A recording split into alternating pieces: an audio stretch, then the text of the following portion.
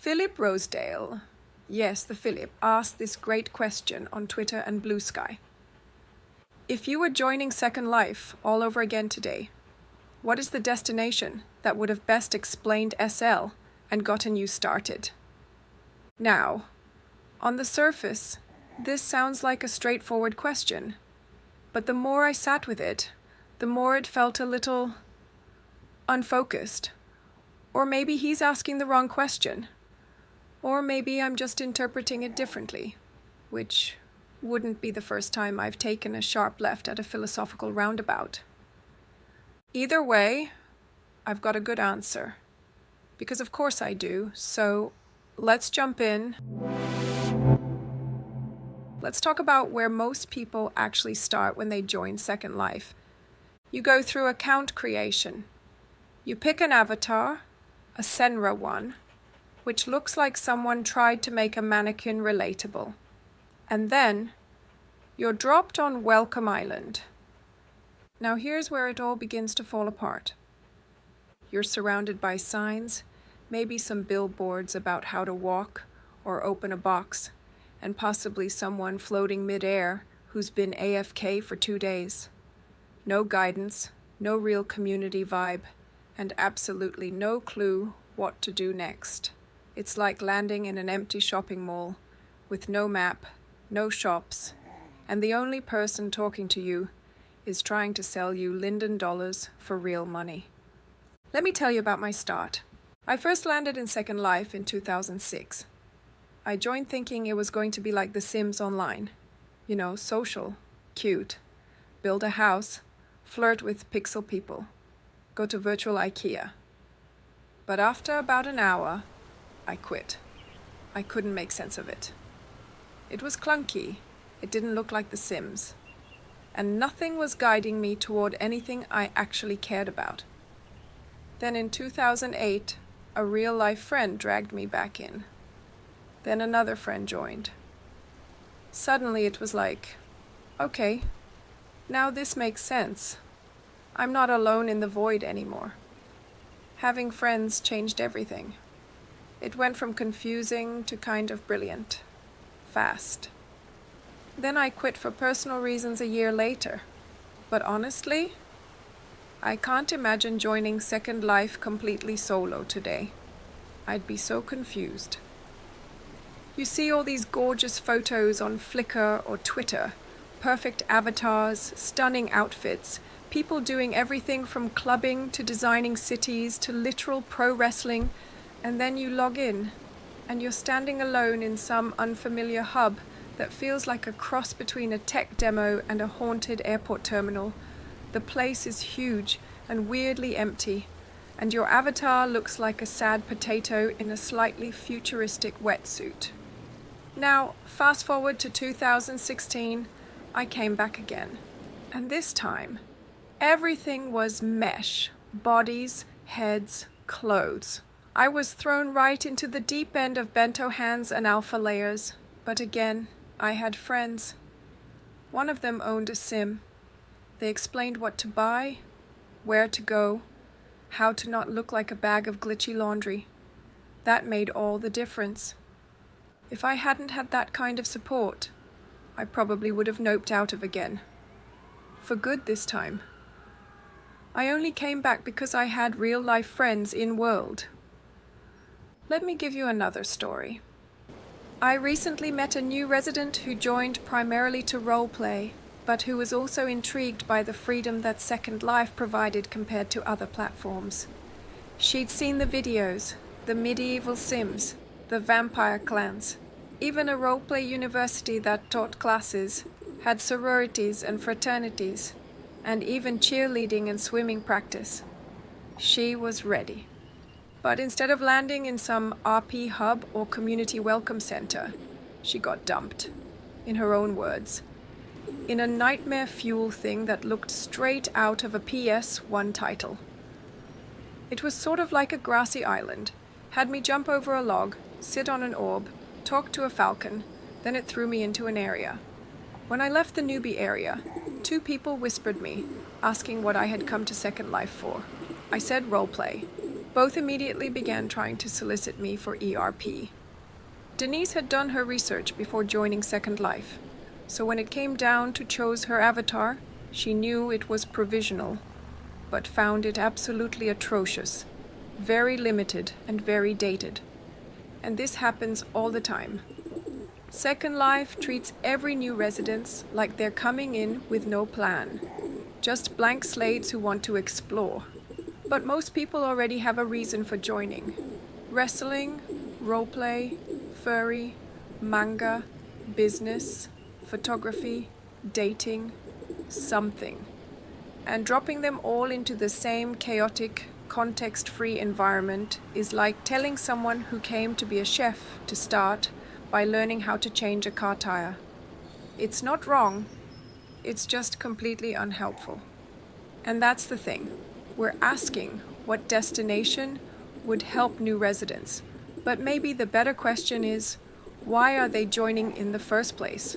Because if you land somewhere that doesn't match your goal or your interest, then Second Life just feels like a confusing, directionless mess, and not in the fun, choose-your-own-adventure kind of way. Why people join a game in the first place? We keep talking about Second Life like it's a single game, but it's not. It's every genre mashed into one world, without the labels. And that's kind of a problem. Most people don't join a game just because it exists. They join because they like a type of experience. I love FPS games. Give me Destiny, Halo, something with guns, aliens, and fast action. I'm in.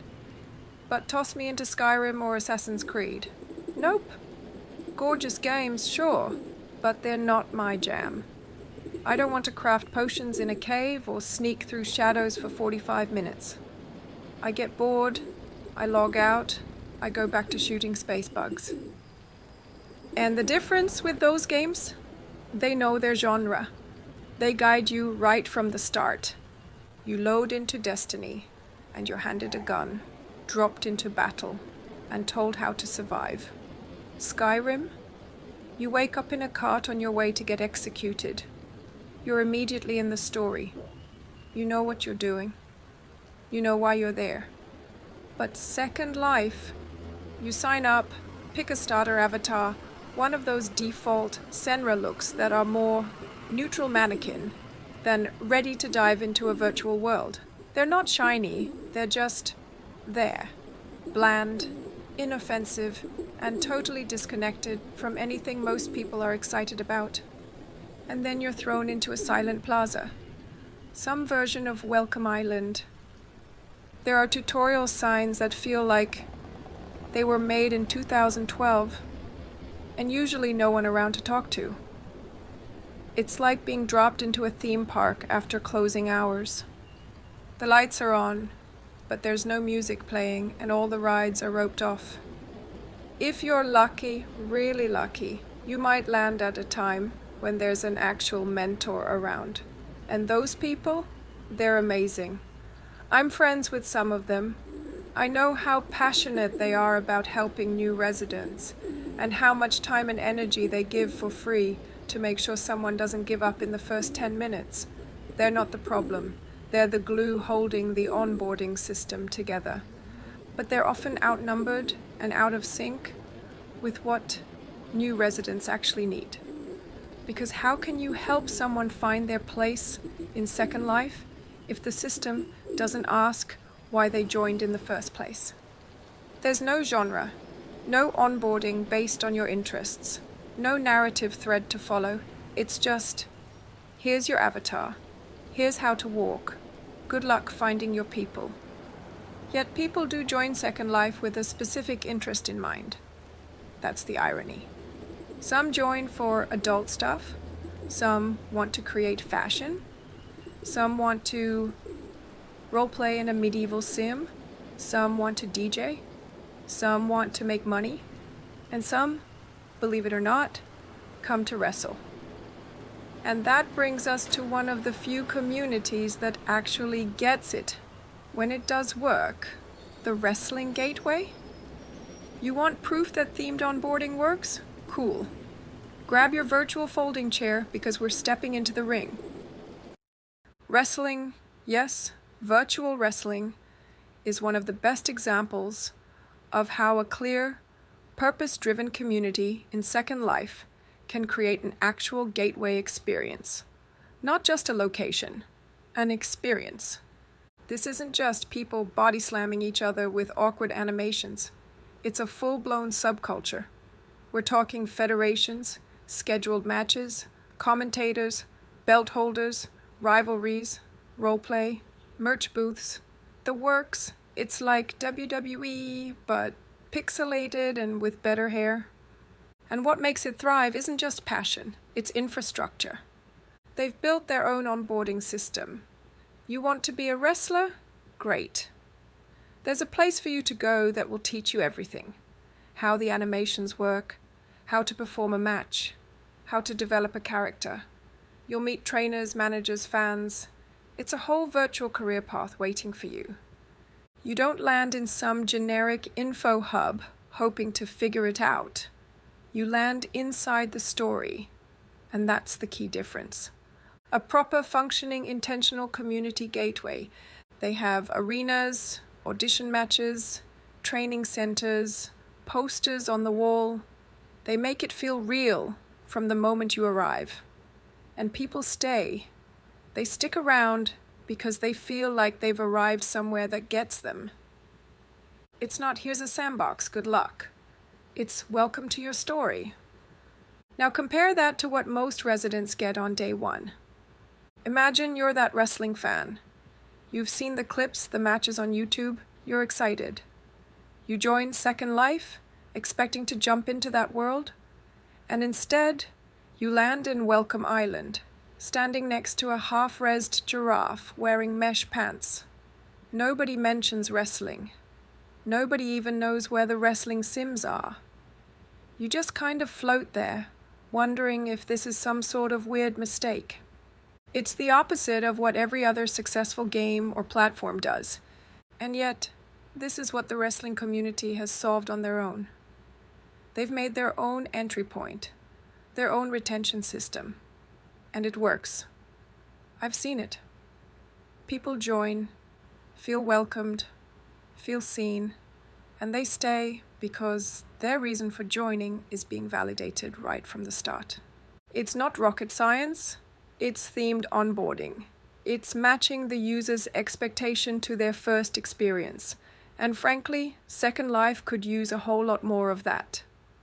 We don't need 100 gateways, just a few that make sense. Not everyone is here to dropkick someone in a pixel ring. Some people join Second Life to live out a fantasy, as a dragon, a detective, or the ruler of a vampire coven.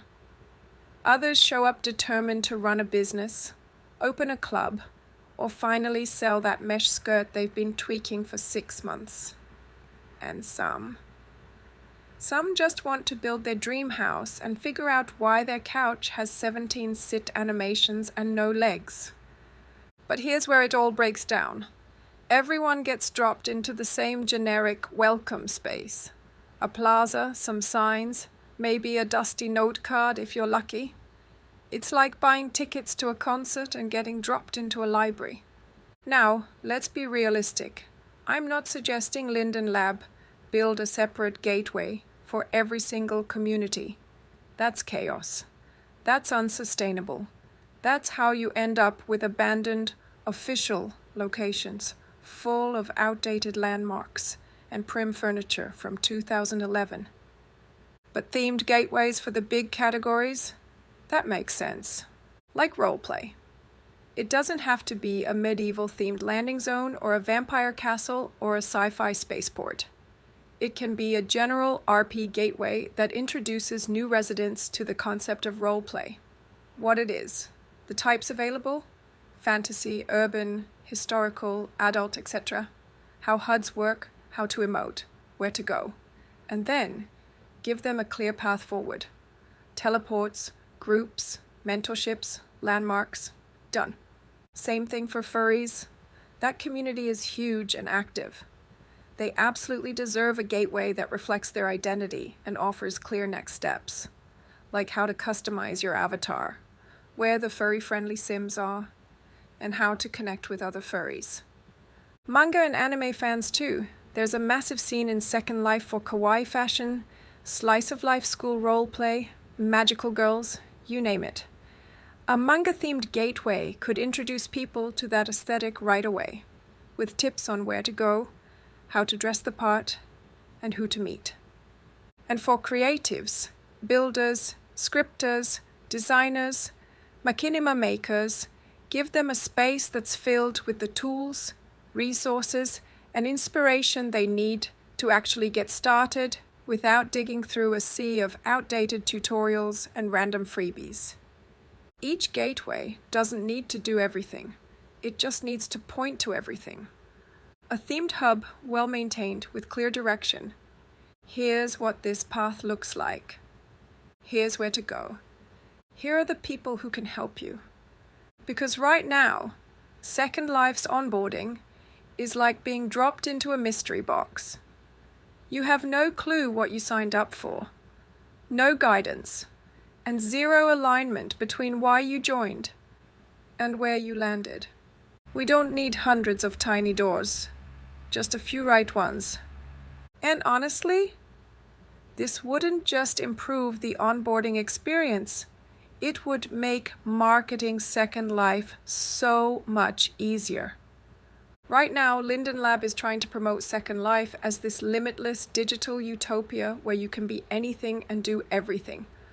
And sure, that sounds impressive in theory, but in practice, it's confusing as hell. Not that I've been, but you know. You can't effectively advertise to everyone at once. That's not marketing, that's noise. But if you had a few strong themed gateways, suddenly your campaigns become focused. You're marketing directly to people who want to wrestle, or roleplay, or become a fairy, or run a furry nightclub in a neon forest. Because yes, that's a thing and it's fabulous. You create smaller, clearer campaigns that actually speak to a targeted audience. You're not selling Second Life as a vague concept. You're inviting someone into a world that already aligns with their interests. That's what pulls people in. That's what makes someone stay.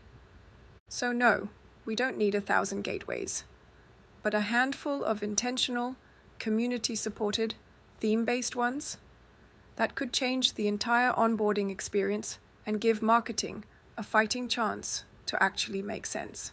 At the end of the day, this isn't about making Second Life simpler. It's about making it make sense for the people who are joining right now with a purpose in mind. A few themed gateways would just give new residents a starting point that actually aligns with why they showed up.